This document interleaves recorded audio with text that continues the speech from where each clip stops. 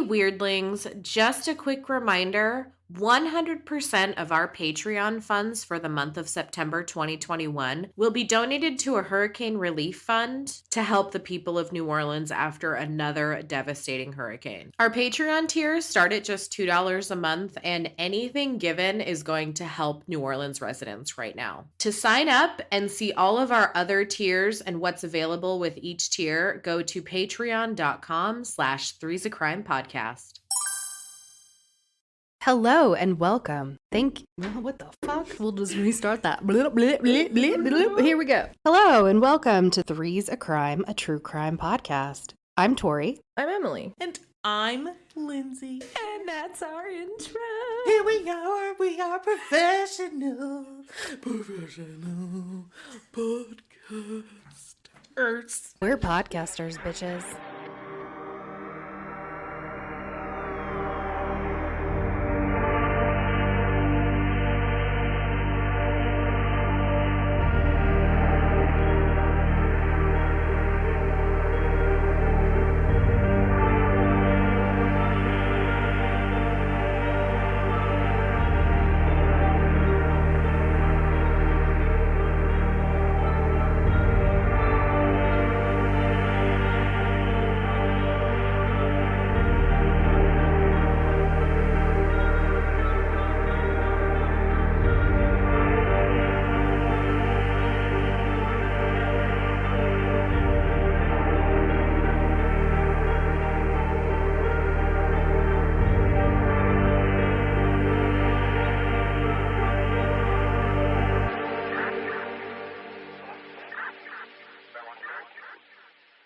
White woman's Instagram. Really quick news. We want to shout out Heidi, who Heidi. upped her pledge. Thank you, Heidi. She went from a $10 tier to a $20 tier. Is Hell that yeah. right? Yeah, so she's now the big mama tier. She's the big She's a mama producer. tier, which is cool. And also Mandy is now a patron.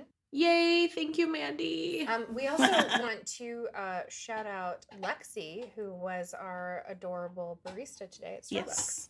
when we got our pumpkin spice. We cold got pumpkin brews. spice cold brew. We know it's only August 28th, but you know what? Just let Don't us give a have Let me it. fuck. tell you what. In my backyard, one of my trees has a couple red leaves. So all I'm saying is, fall is coming, bitches. All's It is coming. coming. Spirit is open. You can I still went have to Spirit. margaritas with your pumpkin spice latte. They have so many things. Michael's is failing me. Oh man, she's real upset about Michael's. Why? They still don't have their They don't Halloween have their stuff. Halloween stuff And I'm out. very upset. What? And the other thing with Michael's too is that like once it comes out, like You have to get. That's why I'm like big. on it because, or else it's gone forever. Yeah. Any other news? We read this week that that Duger wife Oh fuck, dog. has turned her Is that how you children over say to her in-laws. Her last and name, is- Duger. Yeah, Duggar. isn't it? Duggar. Duggar. Oh, Duggar. Oh, well, regardless. But Duger works too. Whatever. So Dude. she's She's truly. she moved in with him and left her children because he can't be around children. So that was something that we read. Also, this week I watched the Bob Ross documentary that is out on Netflix. And poor Bob Ross. Allegedly, a lot of people refused to take part in the documentary because They don't want to get his sued. partners who he was in business with, because this documentary does not paint them in a flattering light at all, are sue happy and like Oh, to so- sue people. So I don't want to get sued. I kind of But- like that pun. Oh, it does not paint them enough. That's what yeah. you said. That's nice. An unintentional pun. I'm going to Emily? just bring it way down now. Who are we? Emily, who are we hearing about today? We are hearing the story of Zachary Bowen and Addie Hall. And if Wow. you hear weird crunching, that's Mia. Yeah, in the Mia's background. chewing Has a on a bone. bone. There's also, we're dog sitting. There's another dog. There's literally. Okay, so basically, this story is being told as the beginning of our New Orleans series? Yeah. Month? Yeah. Segment? Murder in New Orleans. Murder in New Orleans. Murder. And so I'm going to tell you the story of one of the most haunted places in New Orleans. I'm going to start off with a quote. It's from ghostcitytours.com, which is one of the... Do you want to say, in case nobody knows, that you went to New Orleans? Yeah, and so they're not I went to New Orleans. I went to this house. For all the details, you should watch the vlog that will be in the show notes. But we were walking down the street and we saw a sign that said haunted tours. And we were like, awesome, great. And so we're walking through and they told us that something really bad happened upstairs in this apartment, but we didn't know. Long story short, we're walking through the apartment, and this is the story of the goddamn apartment that I was literally standing in, and I have so many heebie-jeebies. Like, I wish I would have known ahead of time. I still would have gone, don't get me wrong. And also, if you happen to catch our story or TikTok about Emily almost taking a shit. That's the house I almost took a shit in. This is that house. And we talked about this real briefly in the NOLA recap episode, but now you'll get to hear the full story. Yeah. So take it away, Emily. Okay, so the perfect quote from GhostCityTours.com is a great representation of New Orleans. It says, quote, "You can wear your hunger and your haunts on your sleeve in New Orleans, and no one will judge you for it. You can take a leisurely stroll down the street and sin if you walk far enough. You'll find profound oh, wait, no, that's not how that sentence goes. You can take a leisurely stroll down the street of sin. Okay. And if you walk far enough, you'll find profound peace and quiet." That makes way more sense. Yeah, I was like, that didn't sound right at all. You can grab a go cup filled with strawberry daiquiri and a fried shrimp po' boy at the same joint and sit on an iron bench overlooking the Mississippi River thinking about what you'll have for your next meal. And perhaps most of all, New Orleans mourns the dead with such passion and pride that strangers can join in on the funeral dirge. Umbrellas in hand, swaying hips down cobblestone streets, singing along to St. James Infirmary. It's quite a scene to behold in the Big Easy with lazy summer days and cool moonlit nights. A great place for artists, lovers, and anyone else who needs a little inspiration. Or murder. Or Nicolas Cage. There is a little Nicolas Cage trivia in this. Yeah. I learned on accident. So. Yay. Okay, so I'm going to take you to the evening of October 17th, 2006. Oof. We're going to just go back in time. At around 8:30 p.m., a guest at the Omni Royal Orleans Hotel in New Orleans sees a man's body outside his window on the roof of a parking garage.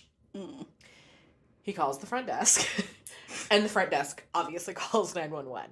And they say there's a jumper at the hotel because, unfortunately, that's not like uncommon for people to jump. So the police rush to the scene, and on top of the parking garage, they find the body of 28-year-old Zachary Bowen. Zachary had jumped off the rooftop bar.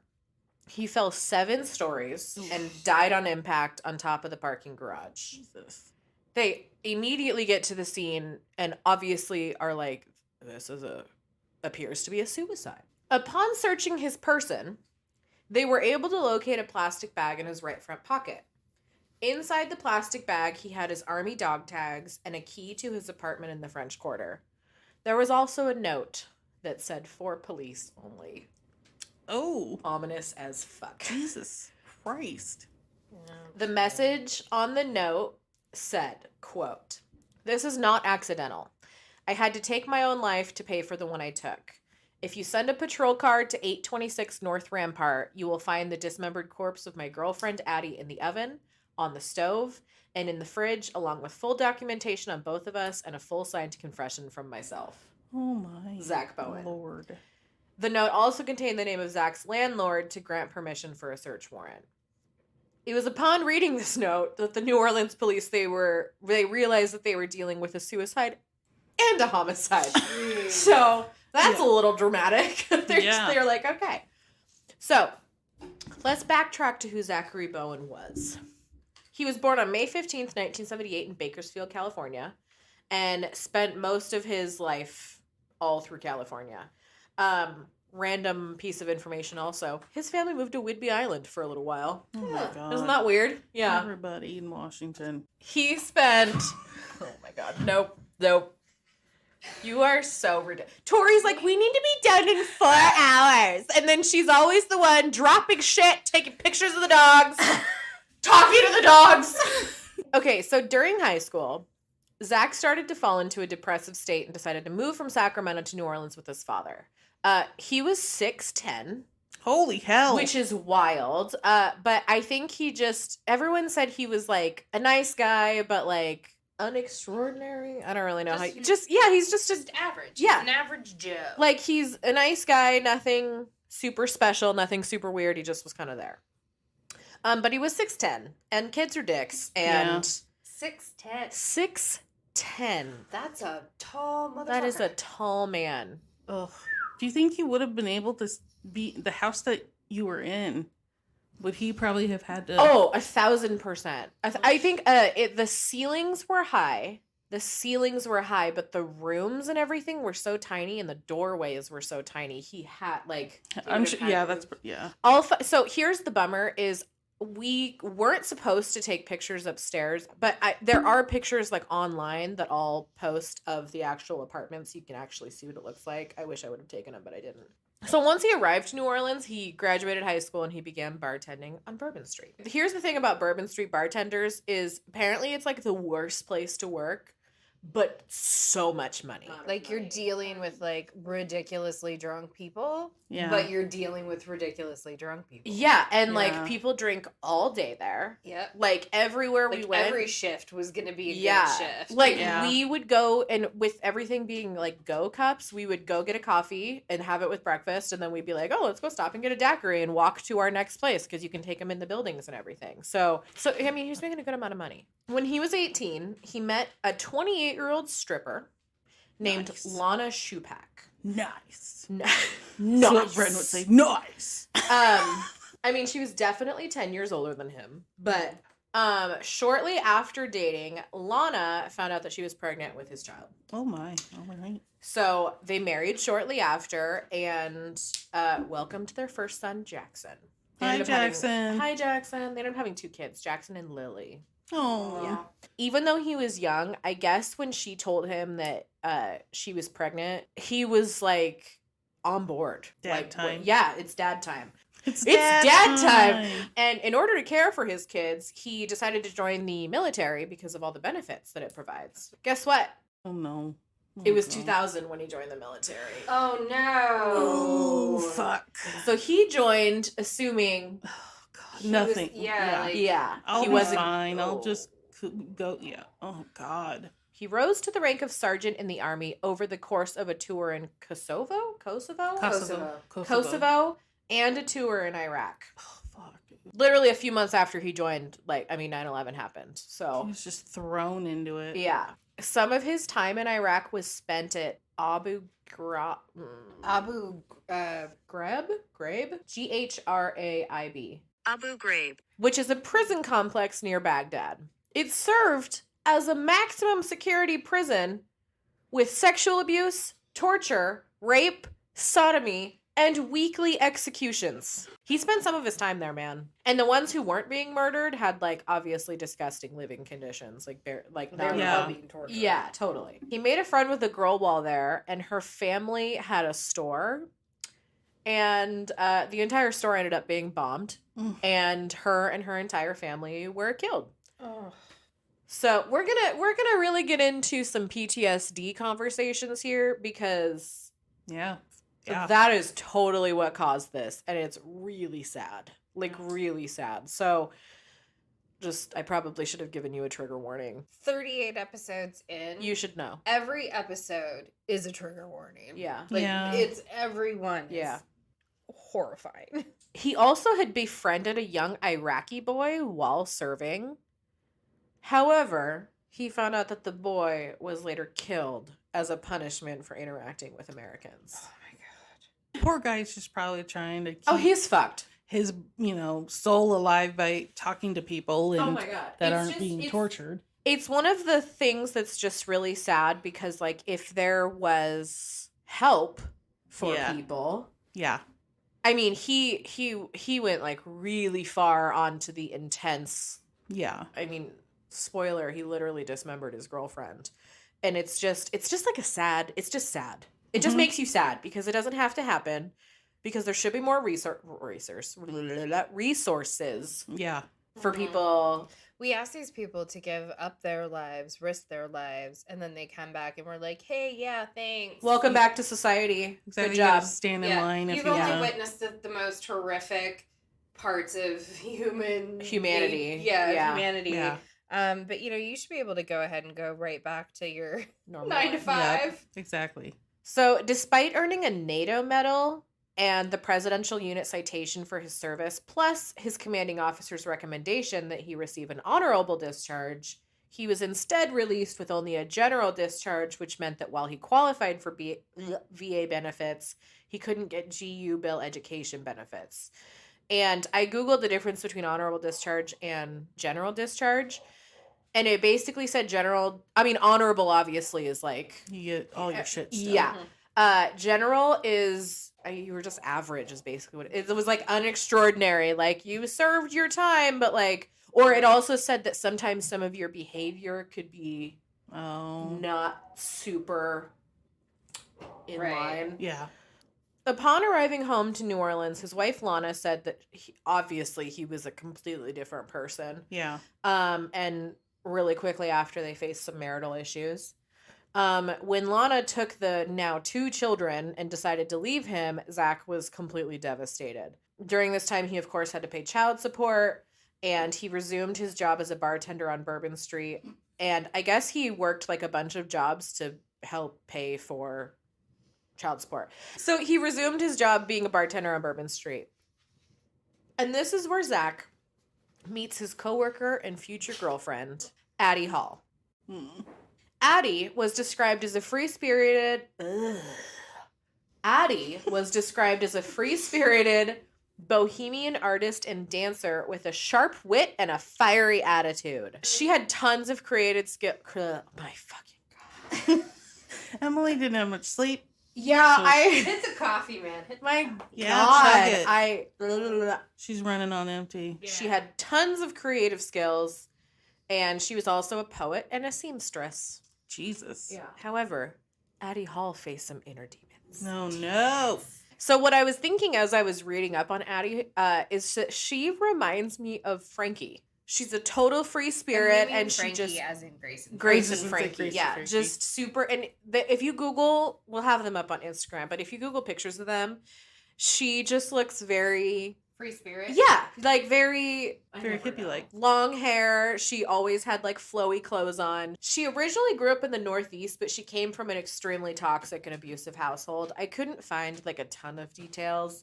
I saw that she possibly was molested at one point, but there's not a lot of information. According to many of her friends, she struggled with undiagnosed bipolar disorder, and she was also known to be a super nasty drunk. Mean. Nope. Once she moved to New Orleans, however, she kind of felt like she was finally able to be herself. So, the 2 young adults shared the same young and crazy lifestyle. They were both working on Bourbon Street. They were, it's like the perfect place for people like this. They love the nightlife very much. They love to boogie. They love to boogie. They love to boogie. That's like a Lindsey story, like where she'll be like, and then they kissed, and then they boogied all night long. But it was like a tumultuous relationship from the start, fueled by drugs and alcohol. Hell yeah, that's healthy. Okay. That's a healthy relationship. So then came Hurricane Katrina. So in the days leading up to Hurricane Katrina, residents were strongly advised to leave the city, and people were just like, getting the fuck out of there. Zack's ex-wife Lana actually asked him to leave with her and the kids. Yeah. But he said no. So she's like, there's a fucking hurricane, and like, I have your kids. Like, I really think we should go somewhere safe. And he said, you guys will be fine. Ew, what? Maybe he was just like, maybe he'll just take me away. He shouldn't be around his ex-wife. I mean, I don't know. And she was like, dude, like, these are your kids. And he was just like, I'm just going to stay. I do want to stop here because I want to interject something about hurricanes and why people stay. And I mean, my first year living in South Carolina, Hurricane Floyd came, and they were like, South Carolina, Charleston evacuated. It was kind of pandemonium, and we got stuck on I-26 because everybody's trying to evacuate at the same time, and they would not open the other lanes of the highway, like the other, that's what they should have done so that you'd have 6 lanes, but they didn't. So, and we didn't know anything about hurricanes, so we actually ended up following the path because we went up to North Carolina. So we just sort of, but we were, went to Burlington, I think, North Carolina. Coat factory. And it was like a 6-hour drive. It took us 26 hours. Oh my God. Because we were just stuck sitting on the highway. No. And like if it had actually hit Charleston, the amount of people that would have died because we were not moving. Yeah. The city on That's the highway. insane. It was crazy. Were so you scared? After that, kind of. The biggest thing was like everything was closed. You couldn't get food, you couldn't get gas, you couldn't get anything.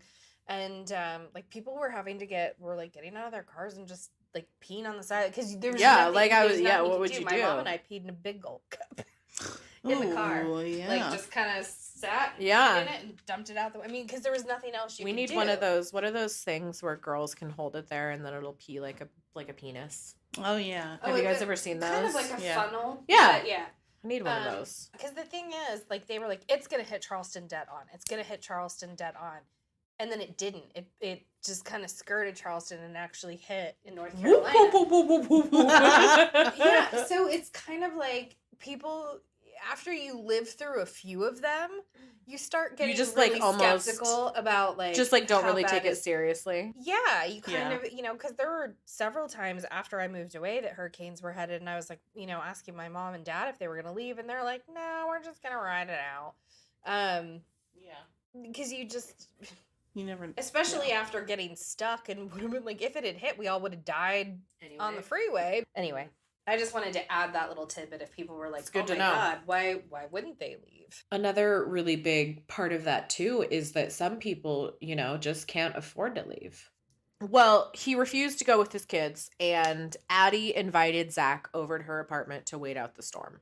Their relationship actually became strongest after the storm, and they loved this like new way of life because there was nobody in New Orleans except them and like a couple other people. There was no electricity, there was no running water, there were no grocery stores, there was no gas, there was nothing.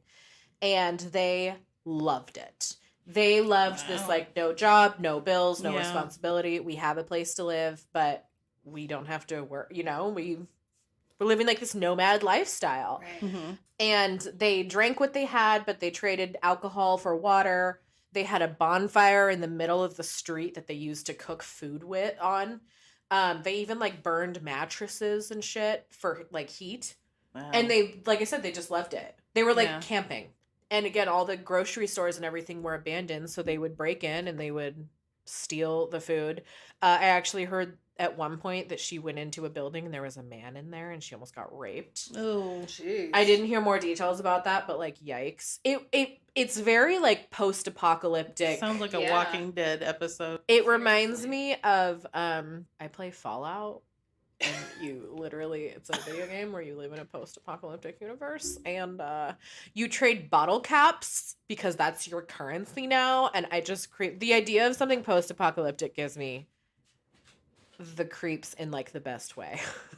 I just think it creeps me out and I love it. It's so funny though, because I'm like, if we really were about to be in a post-apocalyptic world, like I want to be taken out in the first wave. That's how I feel too. I don't want to be. I don't want to struggle to survive. No. I'm ready. Move me on to the next. Yep, same. They loved this camping lifestyle. They also had a friend named Squirrel, Oh, case of you're course wondering. they did. who was supplying them with a steady stream of cocaine during this time. My God, because of jeez. course. Yeah. And they actually became a well-known couple in the area. The New York Times did a story on them. They were Wow. considered like the king and queen of the French Quarter because they just kind of became the like couple that stayed back for Katrina and is Making it work. Yeah.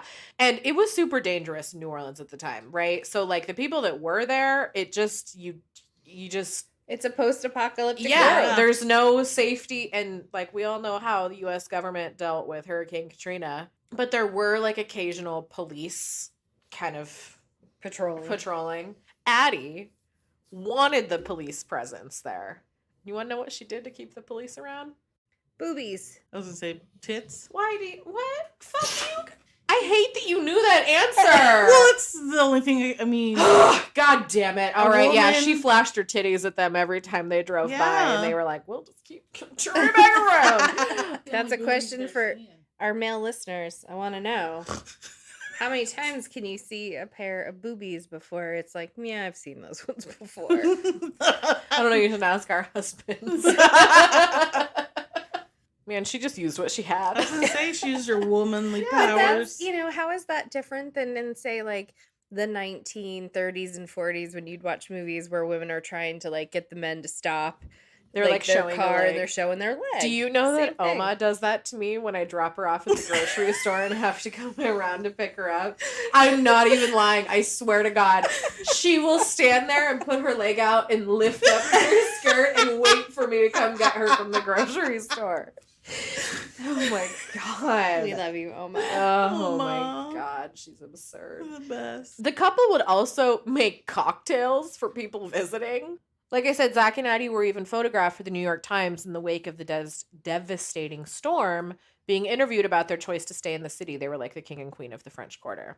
As the city slowly started to repopulate and rebuild, Zack and Addie's relationship began to take a downward spiral. Oh no. Zack at this time no longer wanted to co-parent with his ex-wife. He didn't want to pay child support or like deal with his ex-wife at all.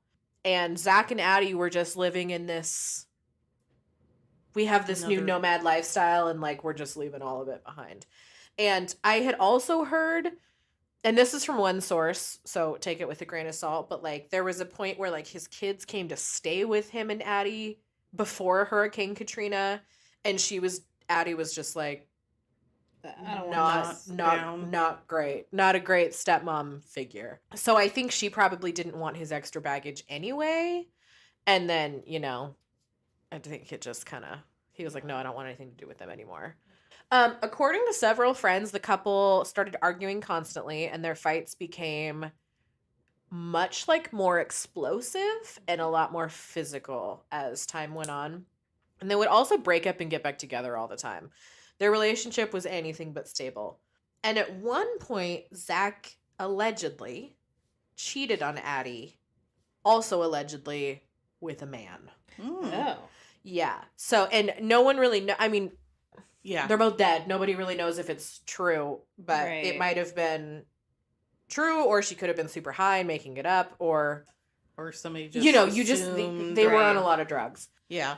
After months of toxic behavior, the couple's relationship had completely deteriorated.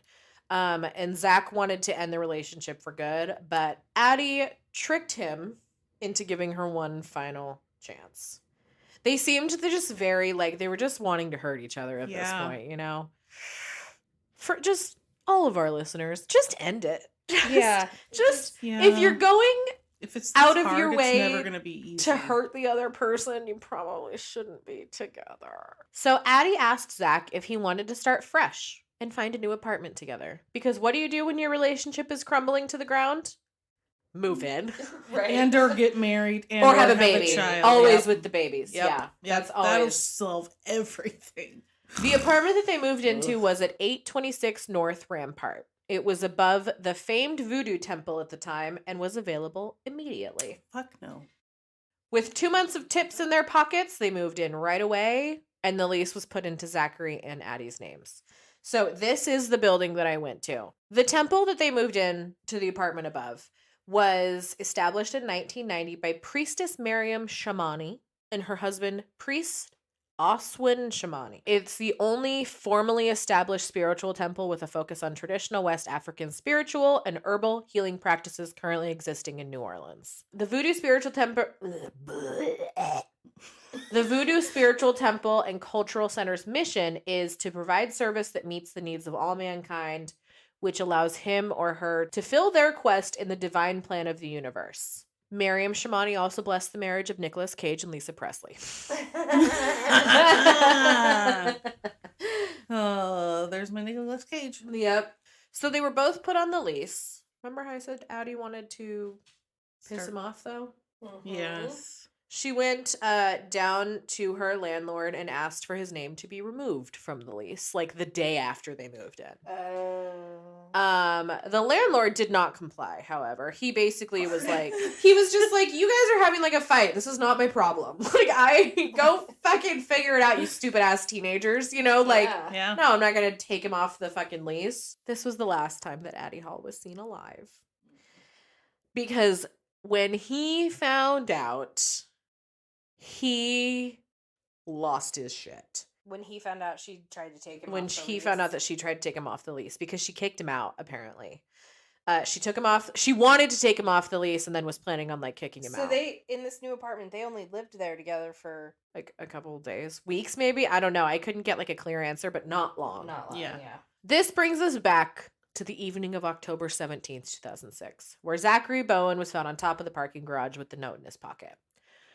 So police, after reading the note, rushed to 826 Rampart, and once inside were confronted with something out of a horror movie.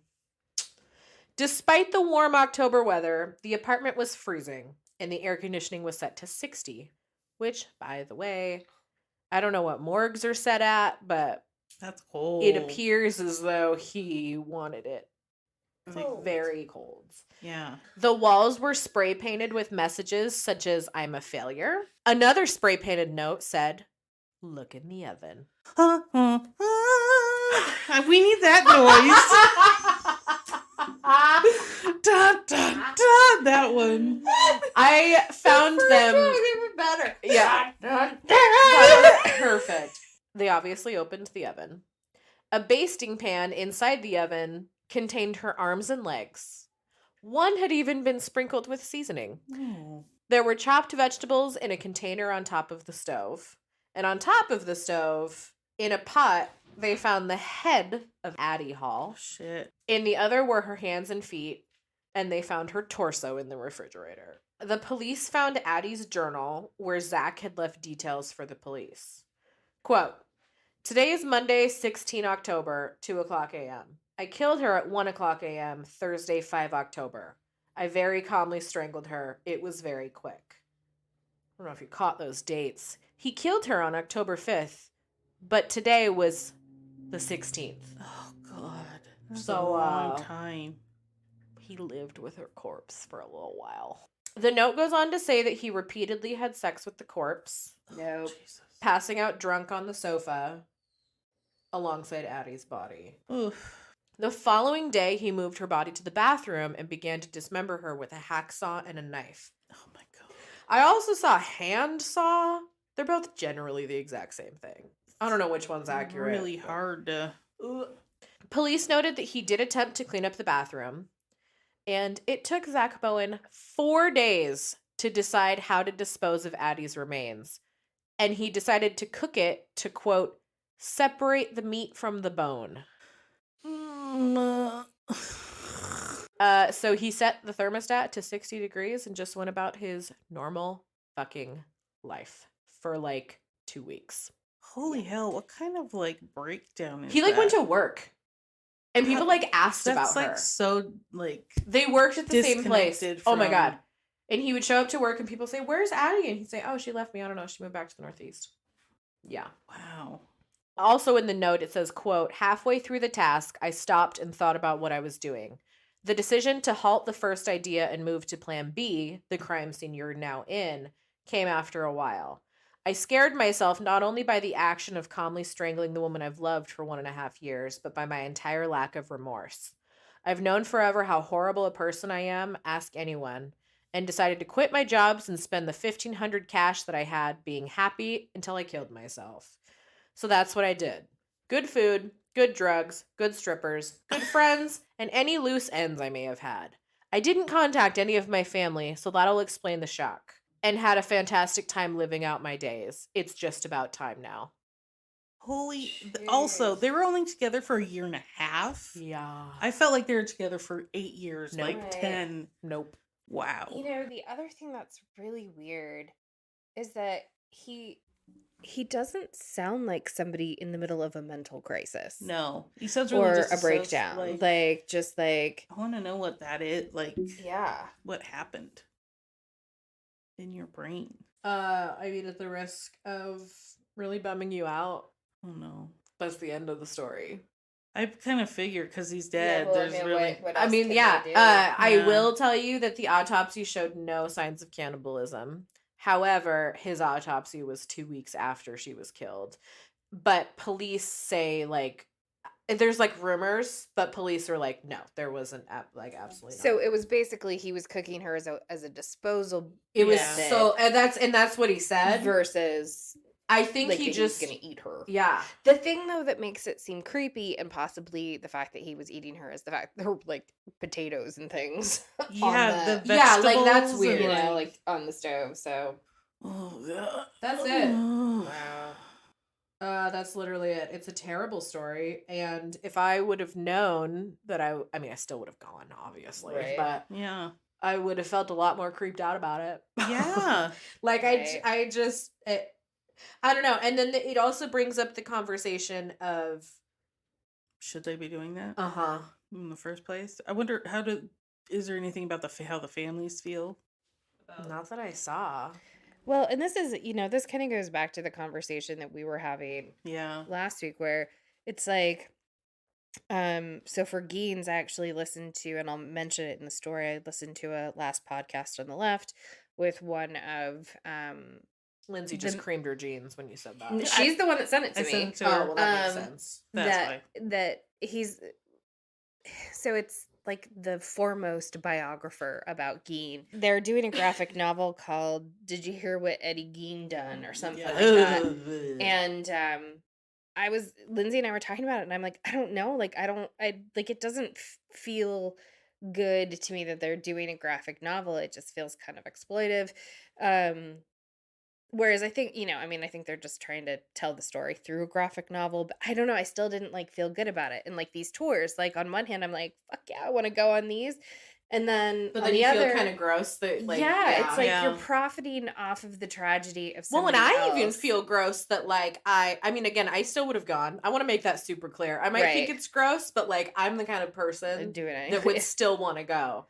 I don't know. I It's just, a fine line because we are also. Yeah, because in the and that's same- what we were talking about is Yeah. I'm sitting over here all I don't think that's appropriate that they're doing that. And I'm like, but then, and that's, We're telling the story. we're telling these stories too. And we have Patrons that help us produce the podcast. And I'm like, okay, well, yeah, we are kind of,